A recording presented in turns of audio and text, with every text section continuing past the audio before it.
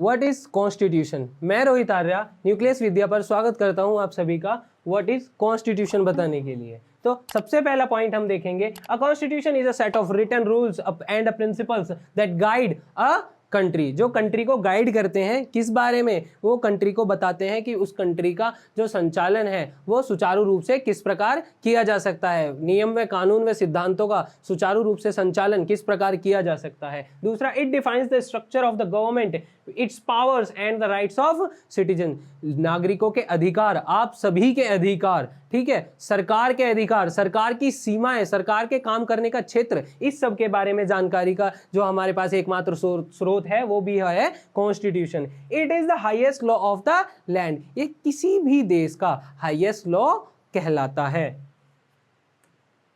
फिर हम देखेंगे Why do we need constitution? हमें संविधान की आवश्यकता पड़ती क्यों है। Constitution allows coordination and assurance.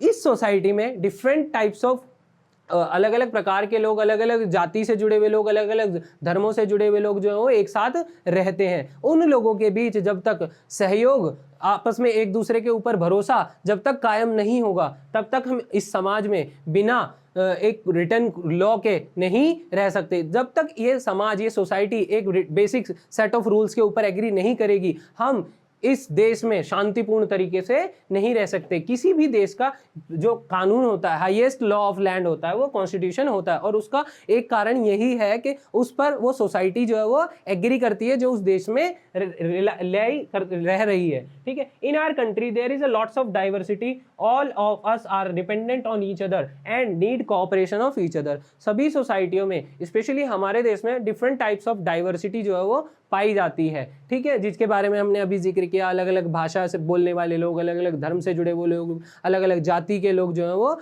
अलग अलग ट्रेडिशन को फॉलो करने वाले लोग, अलग अलग कल्चर को फॉलो करने वाले लोग एक साथ मिलजुल कर भारत में रहते हैं, ठीक है। और it provides a basic set of rules that allows for minimal coordination and assurance among the members of society। और इन सभी डाइवर्सिटी वाले लोगों का एक साथ मिलजुल कर एक दूसरे के साथ सहयोग करना ही कॉन्स्टिट्यूशन का प्रमुख उद्देश्य रहता है, ठीक है। Specification of decision making powers, जो डिसीजन मेकिंग पावर्स है हमारे देश में विशिष्ट रूप से किसे दी गई है, इसका भी बाइफर्केशन हम देखते हैं 3 टियर्स ऑफ गवर्नमेंट में। हमारे देश में 2 प्रकार से प्रमुख रूप से पावर का डिस्ट्रीब्यूशन होता है। हम यहाँ पर जो डिस्ट्रीब्यूशन ऑफ पावर पढ़ेंगे वो पढ़ेंगे हम हॉरिजॉन्टल डिस्ट्रीब्यूशन ऑफ पावर, जो केंद्र सरकार, राज्य सरकार व स्थानीय सरकार में विभाजित किया गया है और संविधान के माध्यम से ही इसको परिपूर्ण किया गया है। लोकल गवर्नमेंट हमारे संविधान में 73वें व 74वें संविधान संशोधन के माध्यम से